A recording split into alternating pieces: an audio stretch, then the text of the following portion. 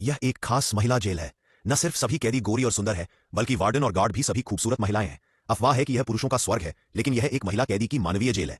वे हर दिन डर में बिताते हैं। जब तक वे थोड़े भी अवज्ञाकारी रहेंगे, वे महिला शिक्षकों के लिए अपना गुस्सा निकालने का साधन बन जाएंगे। शरीर को इतनी बुरी तरह पीटा जाता है कि शरीर घायल हो जाता है। बेरूप बेरूप ब्रे अगर शरीर कमजोर हो तो उसे सीधे जलती भट्टी में झोंक दिया जाता है। इतने दबाव में महिला कैदी बस सांस रोककर अपनी जान गंवा सकती है। उन्हें डर है कि कहीं दुर्भाग्य उनके सिर न आ गिरे। बेला को आजीवन कारावास की सजा सुनाई गई। जैसे ही वे दरवाजे के अंदर दाखिल हुए, उन्हें महिला कैदियों की ताकत का एहसास हुआ। वे आपस में अच्छी तरह से घुल मिल रही थी, लेकिन उनके अपने अपने राज थे। बेरूप उदाहरण के लिए बेला, जो शांत स्वभाव की लग रही थी, ने चुपके से अपने प्रेमी को एक पत्र भेजा, लेकिन बॉस को चुपके से पता चल गया। उसने पलटकर ट्यूटर को एक छोटी सी रिपोर्ट लिख दी। जब सब बाहर काम कर रहे थे, तभी ट्यूटर ने बेला को अचानक बुला लिया। उसने सीधे अपने शरीर पर छिपे पत्र की तलाश की। हालांकि कोई ठोस सबूत नहीं मिला, फिर भी वार्डन गुस्से से भरा हुआ था। उसने बेला को सीधे हवा में लटका दिया। सच उगलवाने के लिए शिक्षक ने उसे तरह तरह की क्रूर सजाएं दी, लेकिन चाहे कितनी भी यातनाएं क्यों न झेलनी पड़ी, उसने अपने होंठ बंद रखे और मुंह बंद रखा।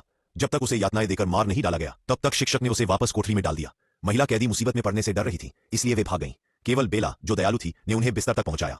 इस दयालुता ने बेला को बहुत प्रभावित किया, इसलिए उसने बेला को जेल से भागने की योजना के बारे में बताया। हालांकि बेला को यह पागलपन लगा, फिर भी उसने आखिरकार इसमें शामिल होने का फैसला किया।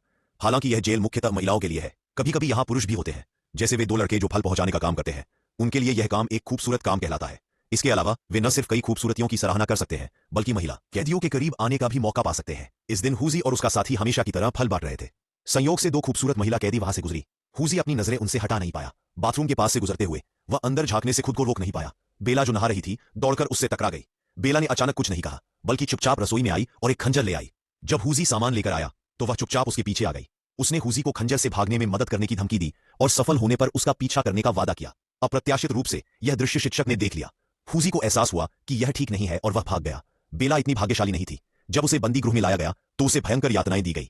हालांकि इस मुठभेड़ ने न सिर्फ बेला की इच्छा शक्ति को नष्ट किया, बल्कि भागने के उसके इरादे को और भी मजबूत कर दिया। नाइहे के आसपास की जेल में कड़ी सुरक्षा थी। भागना आसान था। एकमात्र उम्मीद वह साधारण सा दिखने वाला लकड़ी का दरवाजा था। हालांकि दोनों की मजबूती बहुत कमजोर थी। उन्हें और मदद की जरूरत थी। इसलिए बेला ने बॉस ब्लैक सिस्टर को चुनौती दी। अपनी महाशक्ति दिखाकर ही वह और बहनों को अपनी ओर आकर्षित कर सकती थी। हुजी ने इस बात पर ध्यान नहीं दिया और दलदल में भीषण लड़ाई शुरू कर दी। जीवन और मृत्यु के बीच संघर्ष शुरू हो गया।